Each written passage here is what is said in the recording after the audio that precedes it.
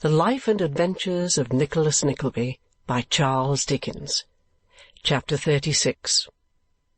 Private and confidential, relating to family matters, showing how Mr. Kenwigs underwent violent agitation and how Mrs. Kenwigs was as well as could be expected. It might have been 7 o'clock in the evening, and it was growing dark in the narrow streets near Golden Square, when Mr. Kenwigs sent out for a pair of the cheapest white kid gloves, those at 14 pence, and selecting the strongest, which happened to be the right-hand one, walked downstairs with an air of pomp and much excitement, and proceeded to muffle the knob of the street-door knocker therein. Having executed this task with great nicety, Mr. Kenwigs pulled the door to after him, and just stepped across the road to try the effect from the opposite side of the street. Satisfied that nothing could possibly look better in its way, Mr. Kenwigs then stepped back again, and calling through the keyhole to Morleena to open the door, vanished into the house and was seen no longer. Now, considered as an abstract circumstance, there was no more obvious cause or reason why Mr. Kenwigs should take the trouble of muffling this particular knocker than there would have been for his muffling the knocker of any nobleman or gentleman resident 10 miles off. Because, for the greater convenience of the numerous lodgers, the street-door always stood wide open, and the knocker was never used at all. The first floor, the second floor, and the third floor had each a bell of its own. As to the attics, no one ever called on them. If anybody wanted the parlours, they were close at hand, and all he had to do was to walk straight into them, while the kitchen had a separate entrance down the area steps. As a question of mere necessity and usefulness, therefore, this muffling of the knocker was thoroughly incomprehensible. But knockers may be muffled for other purposes than those of mere utilitarianism, as in the present instance was clearly shown. There are certain polite forms and ceremonies which must be observed in civilized life, or mankind relapse into their original barbarism. No genteel lady was ever yet confined, indeed no genteel confinement can possibly take place, without the accompanying symbol of a muffled knocker. Mrs. Kenwigs was a lady of some pretensions to gentility. Mrs. Kenwigs was confined. And therefore Mr. Kenwigs tied up the silent knocker on the premises in a white kid glove.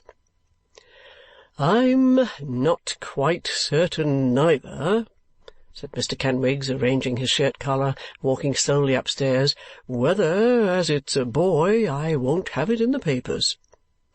Pondering upon the advisability of this step and the sensation it was likely to create in the neighbourhood, Mr. Kenwigs betook himself to the sitting-room, where various extremely diminutive articles of clothing were airing on a horse before the fire, and Mr. Lumby, the doctor, was dandling the baby, that is, the old baby, not the new one. "It's a fine boy, Mr. Kenwigs," said Mr. Lumby the doctor.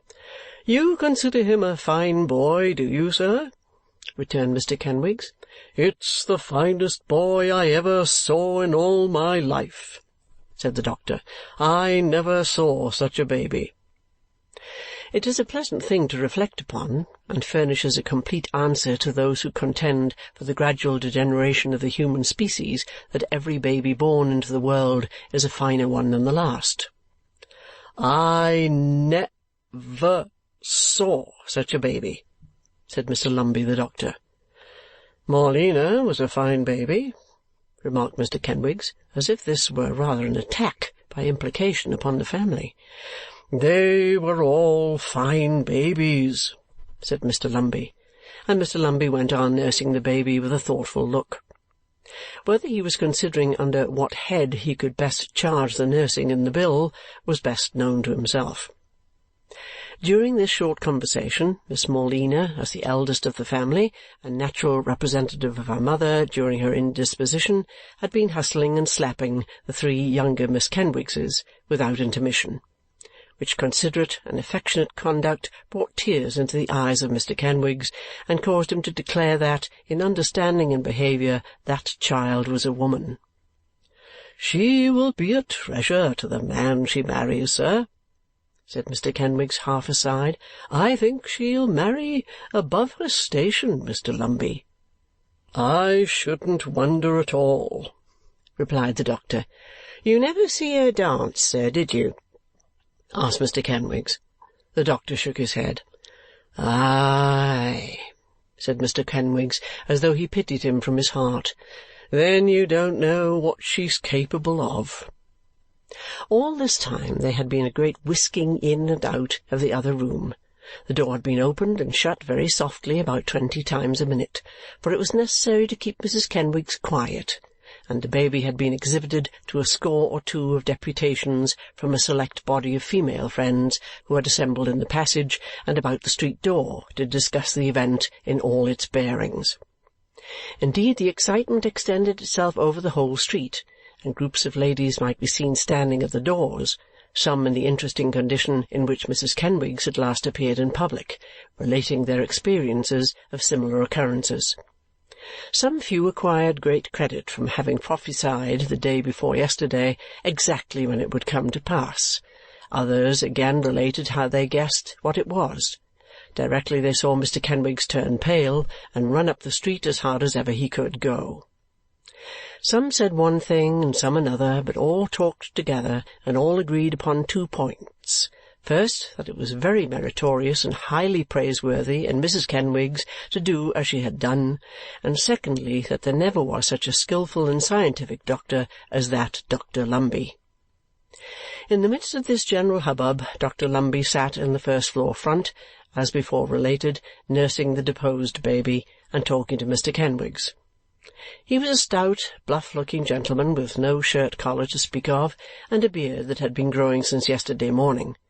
For Dr. Lumby was popular, and the neighbourhood was prolific, and there had been no less than 3 other knockers muffled, one after the other, within the last 48 hours. "Well, Mr. Kenwigs," said Dr. Lumby, "this makes 6. You'll have a fine family in time, sir." "I think 6 is almost enough, sir," returned Mr. Kenwigs. "Pooh, pooh," said the doctor. "Nonsense. Not half enough." With this the doctor laughed, but he didn't laugh half as much as a married friend of Mrs. Kenwigs's, who had just come in from the sick-chamber to report progress and take a small sip of brandy and water, and who seemed to consider it one of the best jokes ever launched upon society. "They're not altogether dependent upon good fortune neither," said Mr. Kenwigs, taking his second daughter on his knee. "They have expectations." "Oh, indeed," said Mr. Lumby the doctor. "And very good ones too, I believe, haven't they?" asked the married lady. "Why, ma'am," said Mr. Kenwigs, "it's not exactly for me to say what they may be or what they may not be. It's not for me to boast of any family with which I have the honour to be connected. At the same time, Mrs. Kenwigs is, I should say," said Mr. Kenwigs abruptly and raising his voice as he spoke, "that my children might come into a matter of £100 apiece, perhaps more, but certainly that." "And a very pretty little fortune," said the married lady. "There are some relations of Mrs. Kenwigs's," said Mr. Kenwigs, taking a pinch of snuff from the doctor's box and then sneezing very hard, for he wasn't used to it, "that might leave their £100 apiece to 10 people, and yet not go begging when they had done it." "Ah, I know what you mean," observed the married lady, nodding her head. "I made mention of no names, and I wish to make mention of no names," said Mr. Kenwigs with a portentous look. "Many of my friends have met a relation of Mrs. Kenwigs's in this very room, as would do honour to any company. That's all." "I've met him," said the married lady with a glance towards Dr. Lumby. "It's naturally very gratifying to my feelings as a father to see such a man as that a-kissing and taking notice of my children," pursued Mr. Kenwigs.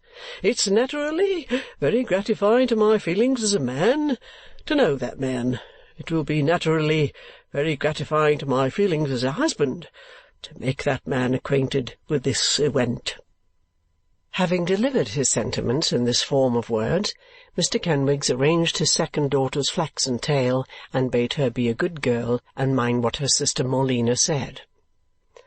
"That girl grows more like her mother every day," said Mr. Lumby, suddenly stricken with an enthusiastic admiration of Morleena. "There!" rejoined the married lady. "What I always say, what I always did say. She's the very picter of her." Having thus directed the general attention to the young lady in question, the married lady embraced the opportunity of taking another sip of the brandy and water, and a pretty long sip too.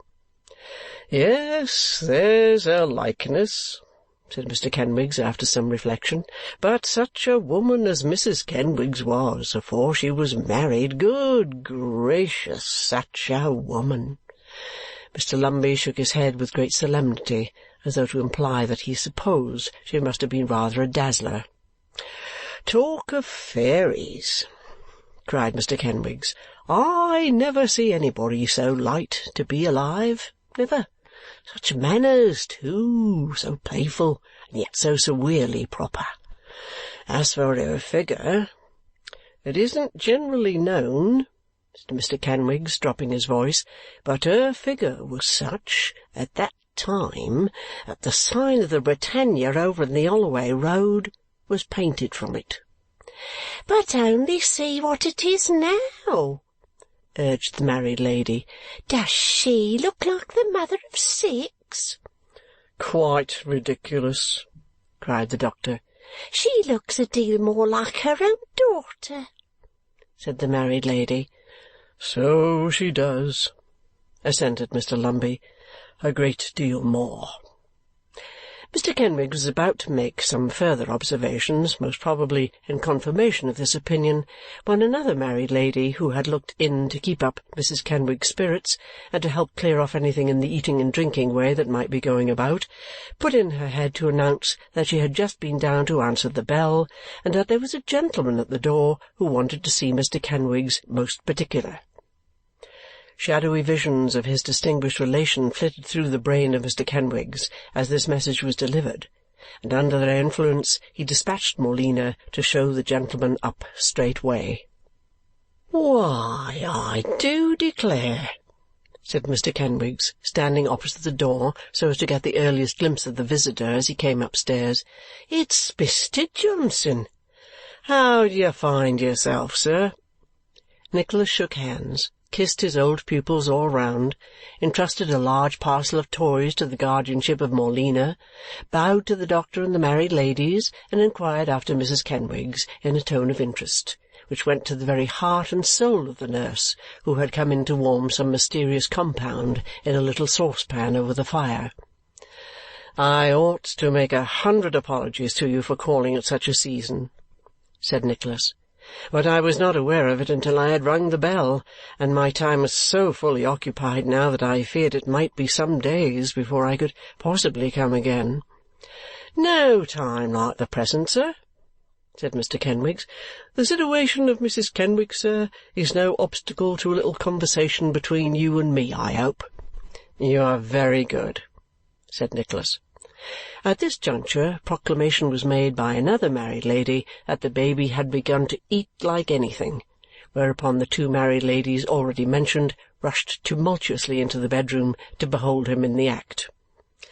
"The fact is," resumed Nicholas, "that before I left the country, where I have been for some time past, I undertook to deliver a message to you." "Aye, aye?" said Mr. Kenwigs. "And I have been," added Nicholas, "already in town for some days without having an opportunity of doing so." "It's no matter, sir," said Mr. Kenwigs. "I dare say it's none the worse for keeping cold. Message from the country," said Mr. Kenwigs, ruminating.